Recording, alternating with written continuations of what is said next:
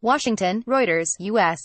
Special Counsel Robert Mueller has subpoenaed a key assistant of longtime Donald Trump advisor Roger Stone, two people with knowledge of the matter said, the latest sign that Mueller's investigation into alleged Russian meddling in the 2016 election is increasingly focusing on Stone. File photo, U.S. Political consultant Roger Stone, a longtime ally of President Donald Trump, speaks to reporters after appearing before a closed House Intelligence Committee hearing investigating Russian interference in the 2016 U.S. presidential election at the U.S. Capitol in Washington, U.S., September 26, 2017. Reuters' Kevin Lamarcketh's subpoena was recently served on John Kakanis, 30, who has worked as a driver, accountant and operative for Stone. Kakanis has been briefly questioned by the FBI on the topics of possible Russian interference in the 2016 presidential election, the WikiLeaks website, its founder Julian Assange, and the hacker or hackers who call themselves Guccifer 2.0, one of the people with knowledge of the matter said. Mueller has not scheduled a grand jury appearance for Kakanis, the person said. WikiLeaks and Guccifer 2.0 each published emails and other documents from the Democratic Party in 2016 that U.S. intelligence agencies say were hacked by Russian operatives in an effort to tip the election in favor of then-Republican nominee Trump. Michael Becker, Kakanis' lawyer, did not respond to multiple requests for comment and Mueller's office declined comment. In an emailed statement to Reuters on Friday, Stone said he believed that Mueller's scrutiny on him stemmed from misapprehensions and misconceptions created by the media, and that he would ultimately be exonerated of any alleged wrongdoing.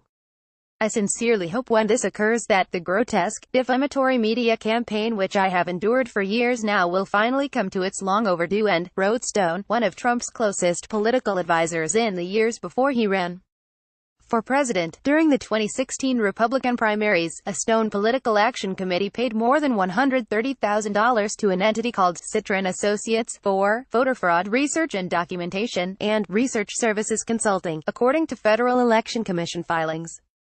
File photo, FBI Director Robert Mueller testifies before the House Judiciary Committee hearing on Federal Bureau of Investigation oversight on Capitol Hill in Washington, D.C., U.S., June 13, 2013. Reuters, Yuri Gripes. File photo, Florida state records identify the owner of Citron Associates as John P.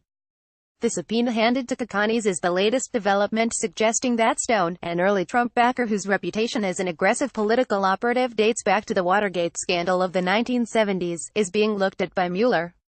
Reuters reported earlier this week that FBI agents working for Mueller delivered two subpoenas to Jason Sullivan, a social media and Twitter expert who worked for Stone during the 2016 campaign, and that agents told him Mueller's team wanted to question him about Stone and WikiLeaks. Some of Stone's comments during the elections have prompted questions from investigators in Congress, and others, about whether he had advance knowledge of the Democratic Party material allegedly hacked by Russian intelligence and sent to WikiLeaks founder Julian Assange, who published it. Stone, including in an appearance before the U.S. House of Representatives Intelligence Committee last September, has repeatedly said he never got any hacked emails from Assange or WikiLeaks or Russians, and that he never passed any hacked emails to Trump, his campaign or anyone else. Mueller is investigating whether Russia meddled in the presidential election and if Moscow colluded with the Trump campaign. Both Russia and Trump deny collusion. Other Trump associates who have been questioned by Mueller, including former campaign advisors Sam Nunberg and Michael Caputo, have also been asked about Stone and WikiLeaks. They asked me about Roger's businesses, who he worked with prior to the 2016 election. They asked me about Roger's tax returns, Nunberg said in a phone interview earlier this week, adding that he believed Mueller was stepping outside his mandate and casting such a wide net around Stone's activities. Editing by Warren Strobel and Alastair Beller. Standards. The Thomson Reuters Trust Principles.